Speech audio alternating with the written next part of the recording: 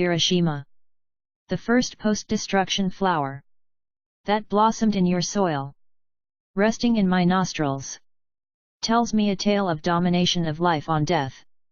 What sort of people they were, who had nothing to impart. Their coming generations accept radiation.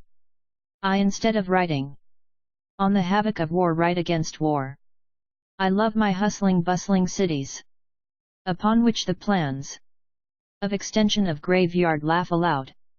I love those human bodies, whose feet will be blown asunder, and will fall far away, and in the legs will creep behind an urge to walk. Hiroshima, that who rained fire upon you, might have been blind. On the farm of his forehead, no damsel might have seated a kiss. Hiroshima, it is because of you I am capable to love the inhabitants.